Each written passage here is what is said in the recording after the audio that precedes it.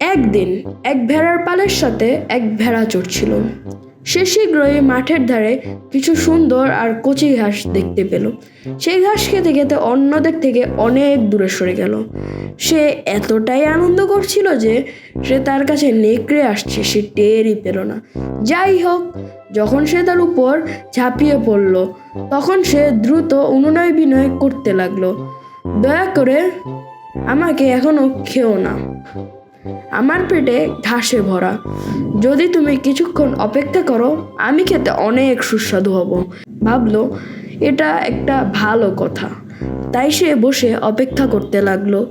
কিছুক্ষণ পর ভেড়া শাবকটি বলল, যদি তুমি আমাকে নাচতে দাও তাহলে আমার পেটের ঘাস দ্রুত হজম হবে। নেকড়ে রাজি হয়ে গেল।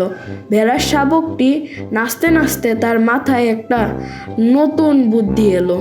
সে বলল, দয়া করে আমার গলা থেকে ঘন্টাটা তুলে নাও, যত জোরে বাজাও আমি আরো দ্রুত নাচতে পারবো। নেকড়ে ঘন্টাটা তুলে নিয়ে জোরে বাজাতে লাগলো। রাখাল ঘন্টাটা বাজাতে শুনতে পেল এবং দ্রুত তার কুকুরদের নিখোঁজ মেষ শাবকটিকে খুঁজে বের করার জন্য পাঠালো। ঘেউ ঘেউ করা কুকুরগুলো নেকড়েকে ভয় দেখিয়ে তাড়িয়ে দিল এবং মেষশাবকটির জীবন রক্ষা করলো।